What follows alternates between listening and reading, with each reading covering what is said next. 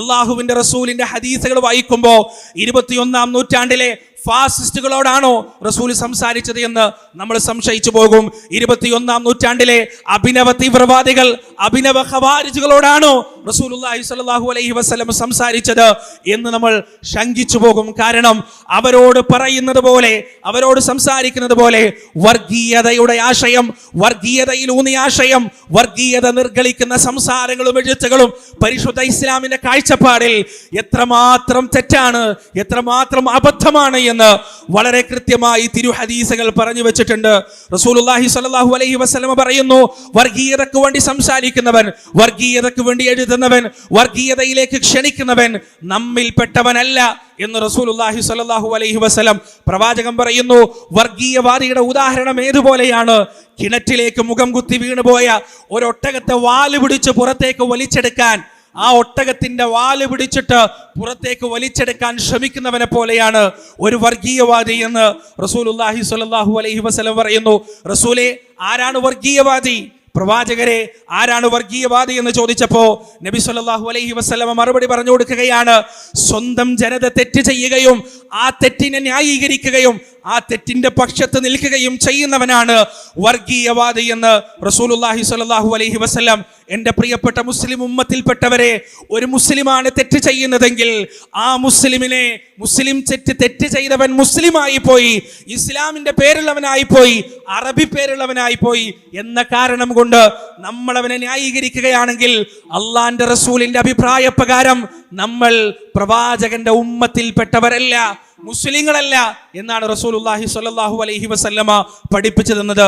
മനുഷ്യത്വത്തിലൂടെയും അനുകമ്പയിലൂടെയും പരാനുകമ്പയിലൂടെയും ദീനാനുകമ്പയിലൂടെയും വിട്ടുവീഴ്ചയിലൂടെയും സാഹോദര്യത്തിലൂടെയും സഹിഷ്ണുതയിലൂടെയും മനുഷ്യനെ കാണുന്ന കണ്ണിലൂടെയും മനുഷ്യത്വത്തോടെയും ആളുകളെ നോക്കിക്കാണാനാണ് റസൂലുള്ളാഹി സ്വല്ലല്ലാഹു അലൈഹി വസല്ലമ പഠിപ്പിച്ചത്. വിഖ്യാതമായ ഒരു ഹദീസ്, ഒരു സംഭവത്തിലൂടെ നമ്മുടെ പ്രവാചകന്റെ അധ്യാപനം പറയാറുണ്ട്. ഒരു ജൂതന്റെ മയ്യത്ത് കൊണ്ടുപോകുമ്പോൾ പ്രവാചകൻ എഴുന്നേറ്റ് നിന്നു. വളരെ സിമ്പിളായി നമുക്കത് പറയാം. പക്ഷേ ആരായിരുന്നു ജൂതൻ? ആരായിരുന്നു പ്രിയപ്പെട്ടവരെ ജൂതൻ? അള്ളാന്റെ റസൂലിന്റെ മരണത്തിന് കാരണമായ തലവേദന തുടങ്ങുമ്പോ ആയിഷത്തു സിദ്ദീഖ റളിയല്ലാഹു അൻഹന്റെ അടുത്ത് വന്നിട്ട് റസൂൽ ഒരു വർത്താനം പറയുന്നുണ്ട്. ആയിഷ, അന്ന് ഖൈബറിൽ വെച്ച് കഴിച്ച ആ മാംസത്തിൽ പുരട്ടിയ വിഷമുണ്ടല്ലോ, ആ വിഷം എൻ്റെ തലയോട്ടിയിലെ ഉച്ചിയിലെ ഞരമ്പിനെ വരെ ബാധിച്ചിട്ടുണ്ട് എന്ന് റസൂലുള്ളാഹി സ്വല്ലല്ലാഹി അലൈഹി വസല്ലം മരണത്തിന്റെ സമയത്ത് പോലും ഒരു ജൂതന്റെ ആക്രമണത്തിന്റെ വേദന അനുഭവിച്ചിട്ടാണ് റസൂലുള്ളാഹി ഈ ലോകത്ത് നിന്ന് വിട പറഞ്ഞു പോയത്. വളരെ പ്രധാനപ്പെട്ട സമയങ്ങളിൽ, വളരെ സ്ട്രാറ്റജിക്കലായ സമയങ്ങളിൽ ഇസ്ലാമിനെതിരെ കരുനീക്കിയ, മുസ്ലിങ്ങളെ ചതിച്ച, പ്രവാചകനെ കൊല്ലാൻ ശ്രമിച്ച, പ്രവാചകനെതിരെ ഇല്ലാത്ത ആരോപണങ്ങൾ പറഞ്ഞു നടന്ന ജൂത വിഭാഗത്തിൽപ്പെട്ട ഒരു മനുഷ്യന്റെ മയ്യത്ത് കൊണ്ടുപോകുമ്പോഴാണ് റസൂലുള്ളാഹി സ്വല്ലല്ലാഹി അലൈഹി വസല്ലം എഴുന്നേറ്റ് നിന്നത്.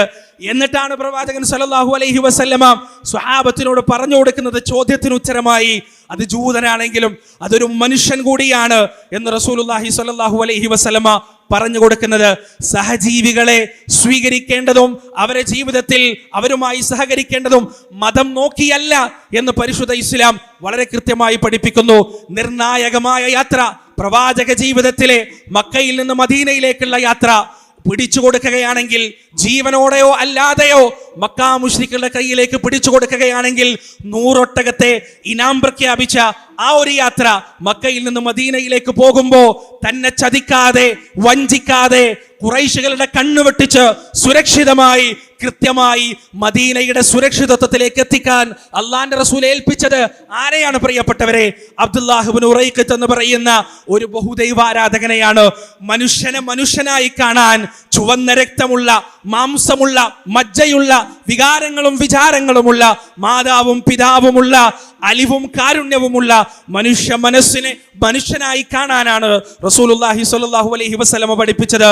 അതിലൂടെ സമൂഹത്തിൽ ഛിദ്രതയുണ്ടാക്കുന്ന, സമൂഹത്തിൽ ഭിന്നതയുണ്ടാക്കുന്ന വർഗീയത എന്ന ക്യാൻസറിനെ വേരോടെ പിഴുതെറിയാനുള്ള മരുന്ന് പരിശുദ്ധ ഇസ്ലാമിൽ റസൂലുള്ളാഹി സ്വല്ലല്ലാഹു അലൈഹി വസല്ലമ 1400 കൊല്ലങ്ങൾക്ക് മുമ്പ് തന്നെ പ്രതിഷ്ഠിച്ചിട്ടുണ്ട് എന്ന് നമ്മൾ മനസ്സിലാക്കേണ്ടതുണ്ട്. പ്രിയപ്പെട്ടവരെ, ലോകം ഇന്ന് അനുഭവിക്കുന്ന ഏറ്റവും വലിയ പ്രതിസന്ധിയും പ്രയാസവും എന്താണ്? അഭയാർത്ഥികൾ ഓരോ നാടുകളിലേക്ക് ഒഴുകിക്കൊണ്ടിരിക്കുകയാണ്. ദാരിദ്ര്യമാണ്. പല ആളുകൾക്കും കഴിക്കാൻ ഭക്ഷണമില്ല. UN-ന്റെയും മറ്റും സന്നദ്ധ സംഘടനകളുടെ ഔദാര്യത്തിൽ നുതിർന്നു വീഴുന്ന ഭക്ഷണ പൊതികൾക്ക് വേണ്ടി ആഫ്രിക്കയിലും സൊമാലിയയിലും പാവപ്പെട്ട പിഞ്ചോമന പൈതങ്ങൾ വരെ കാത്തുകെട്ടി കരഞ്ഞു കലങ്ങിയ കണ്ണുകളുമായി നിൽക്കുകയാണ്. പ്രിയപ്പെട്ടവരെ, ആ രംഗത്ത്, സാമ്പത്തിക രംഗത്ത് ഏറ്റവും വലിയ വിമോചനത്തിന്റെ വഴി പറഞ്ഞു കൊടുത്തത് ലോകത്തിന് പരിശുദ്ധ ഇസ്ലാമാണ് എന്ന കാര്യത്തിൽ യാതൊരു സംശയവുമില്ല. സമ്പന്നനോട് ഇസ്ലാം പറഞ്ഞത് എന്താണ്? നിന്റെ സമ്പത്തിന്റെ 2.5% അത് നിന്റെതല്ല, അത് പാവപ്പെട്ടവന്റേതാണ്. ജീവിതത്തിൽ അരികവൽക്കരിക്കപ്പെട്ടു പോയവന്റേതാണ്. അശരണരായ, ആലംബഹീനരായ, ചോദിക്കാനും പറയാനും ആളുകളില്ലാത്ത, മഴയും വെയിലും കൊള്ളാതെ കിടന്നുറങ്ങാൻ ഒരു മേൽക്കൂരയില്ലാത്ത, വയറ് നിറച്ച് ഭക്ഷണം കഴിക്കാൻ കഴിയാത്ത, രോഗം വന്നാൽ മരുന്നിനോ ചികിത്സക്കോ വകയില്ലാത്ത പാവപ്പെട്ടവരുടെ അവകാശമാണ് നിന്റെ സമ്പത്തിന്റെ 2.5% എന്ന് റസൂലുള്ളാഹി സ്വല്ലല്ലാഹു അലൈഹി വസല്ലം. ആ 2.5% ലഭിക്കുന്നതിൽ ഏതെങ്കിലും ഒരു സമ്പന്നനോട് യാതൊരു തരത്തിലുള്ള കമ്മിറ്റ്മെന്റും സ്വീകരിക്കുന്ന ആളുകൾക്കില്ല. അവരുടെ അവകാശമാണ്, ഔദാര്യമല്ല എന്ന് പരിശുദ്ധ ഇസ്ലാം പഠിപ്പിച്ചു. അതിന്റെ ഫലം എന്താണ്? കൃത്യമായി സക്കാത്ത് പാലിച്ചതോടുകൂടി മഹാനായ ഉമർ ബിൻ അബ്ദുൽ അസീസിന്റെ കാലഘട്ടത്തിൽ സക്കാത്ത് സ്വീകരിക്കാനുള്ള ആളുകളില്ലാതെയായി എന്നതാണ്. സക്കാത്ത് സ്വീകരിക്കാൻ ആളുകളില്ലാത്തൊരവസ്ഥ, ധർമ്മം സ്വീകരിക്കാൻ ആളുകളില്ലാത്തൊരവസ്ഥ. ഒരു വീട്ടിലും ദാരിദ്ര്യം നിലനിൽക്കുന്നില്ല. ഇല്ലായ്മയും വല്ലായ്മയും പറയാൻ ആർക്കുമില്ല. എല്ലാവരും സുഭിക്ഷതരാണ്, സന്തോഷവാന്മാരാണ്, ഐശ്വര്യവാന്മാരാണ്. എന്തേ കാരണം? പരിശുദ്ധ ഇസ്ലാം നിഷ്കർഷിച്ച, പരിശുദ്ധ ഇസ്ലാം പഠിപ്പിച്ച 2.5% സക്കാത്ത് കൃത്യമായി നിർവഹിക്കപ്പെട്ടപ്പോ ദാരിദ്ര്യം ആ നാട്ടിൽ നിന്ന്, ആ സമൂഹത്തിൽ നിന്ന് ഉന്മൂലനം ചെയ്യപ്പെട്ടു എന്നതാണ്.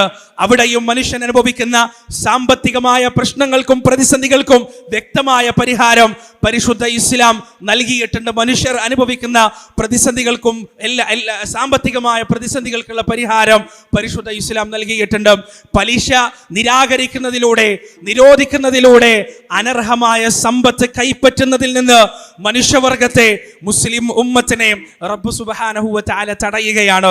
പ്രിയപ്പെട്ടവരെ, ദുനിയാവിന്റെ വിഷയത്തിൽ നോക്കിയാൽ, ഭൗതിക ലോകത്ത് നോക്കിയാൽ, ഒരു മനുഷ്യന്റെ ജീവിതത്തിൽ എന്തൊക്കെ പ്രതിസന്ധികളും പ്രയാസങ്ങളും വരാനുണ്ടോ, ആ പ്രതിസന്ധികൾക്കും പ്രയാസങ്ങൾക്കുമുള്ള ആത്യന്തികമായ ഏറ്റവും നല്ല പരിഹാരം പറഞ്ഞു കൊടുക്കുന്നതിലൂടെ നല്ലൊരു നാളെയെ സൃഷ്ടിക്കാൻ, ശോഭനമായ ഒരു ഭാവിയെ സൃഷ്ടിക്കാൻ വേണ്ടിയുള്ള എല്ലാ മുതൽക്കൂട്ടുകളും ആശയപരമായ സകല അടിത്തറകളും പരിശുദ്ധ ഇസ്ലാം നൽകിയതായി നമുക്ക് കാണാൻ കഴിയും. പ്രിയപ്പെട്ടവരെ, ഇനി നാളെ എന്നതുകൊണ്ട് പരിശുദ്ധ ഖുർആനും പരിശുദ്ധ ഇസ്ലാമും പ്രധാനമായി ലക്ഷ്യം വെക്കുന്നത് എന്താണ്?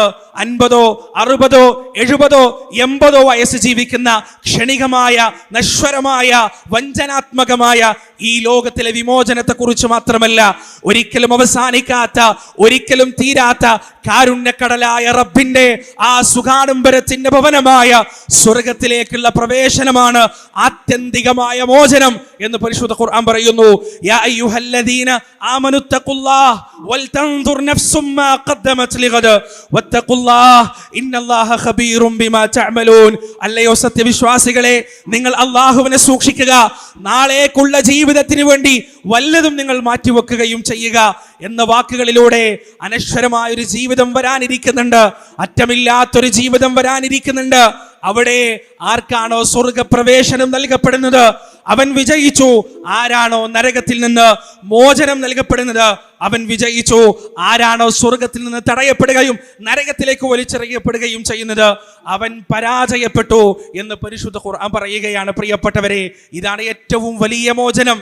ഈ നിത്യമോചനത്തിലേക്കുള്ള വഴികളാണ് ഈ പറഞ്ഞ പരിശുദ്ധ ഇസ്ലാം പറഞ്ഞ വൈയക്തിക, കുടുംബ, സാമൂഹ്യ, സാമ്പത്തിക, രാഷ്ട്രീയ, സാംസ്കാരിക മേഖലകളിൽ പരിശുദ്ധ ഇസ്ലാം മുന്നോട്ട് വെച്ച പരിഹാരങ്ങളെല്ലാം ഈ ഒരു നിത്യമോചനത്തിലേക്കുള്ള ചൂണ്ടുപലകയാണ് എന്ന് നമ്മൾ മനസ്സിലാക്കേണ്ടതുണ്ട്.